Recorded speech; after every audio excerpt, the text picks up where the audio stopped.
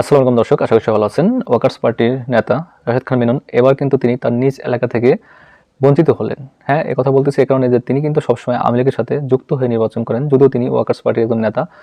আর আওয়ামী লীগ কিন্তু 14 দলের শরিক দল নিয়ে কিন্তু তিনি নির্বাচন করেন। আর সেক্ষেত্রে রাশেদ খান মিনন তিনি কিন্তু বরিশালের চেয়েছিলেন 3 আসন, কিন্তু 3 আসন না, তিনি এবার 2 আসন থেকে নির্বাচন করতেছেন। আর 3 আসনটি তার নিজের এলাকা ছিল, এবার তাই তিনি নিজ আসন থেকে বঞ্চিত হয়েছেন।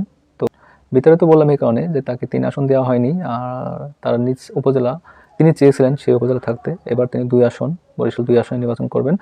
আর সেখান থেকে যে বরিশাল 2 আসনে যে আওয়ামী লীগের প্রার্থী ছিল তাকে কিন্তু সেখান থেকে উইথড্র করা হবে। সেখানে এখন মনোনয়ন পাবেন রাশেদ খান মিনন।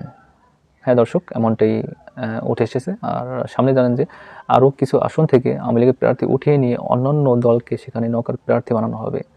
এবার রাশেদ খান মিনন নৌকা প্রার্থী নিয়ে নির্বাচন করবে। তো দর্শক, আপনাদের মতামত অবশ্যই কমেন্ট বক্সে লিখে যাবেন। সবাই ভালো থাকবেন। আল্লাহ হাফেজ।